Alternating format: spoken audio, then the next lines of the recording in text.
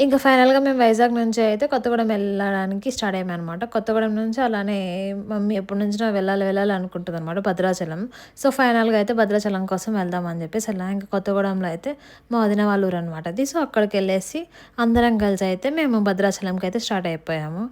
So, మమ్మీకైతే చాలా హ్యాపీగా అనిపించిందనమాట. So, ఫైనల్‌గా ఎన్ని మంత్స్‌గా అనుకుంటాందో ఎళ్ళాలి, ఎళ్ళాలని చెప్పేసి ఫైనల్‌గా అయితే వచ్చేసామనమాట భద్రాచలం. నేను కూడా ఫస్ట్ టైమ్ ఎప్పుడు చూడడము.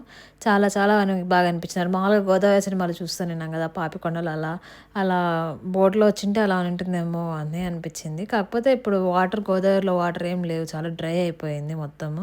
సో, ఇంకా అక్కడికొచ్చేసాం టెంపుల్ దగ్గరికి. ఇక్కడ ఫోన్స్ ఎళ్ళలేవు అని చెప్పేసరి ఇంక డైరెక్ట్‌గా తీసుకెళ్ళేసి ఇక్కడ పక్కనే లాకర్స్ ఉన్నాయన్నమాట. అక్కడ లాకర్స్‌లో పెట్టేసామన్నమాట. ఇంక పెట్టేసి లోపలికైతే ఎళ్ళిపోయామన్నమాట. ఇంక టెంపుల్‌కెళ్ళి దర్శనం అయితే చాలా జరిగింది. సో, ఇంక దర్శనం చేసుకొనేసి బయట ప్రసాదాలు తీసుకొని వచ్చేసాం.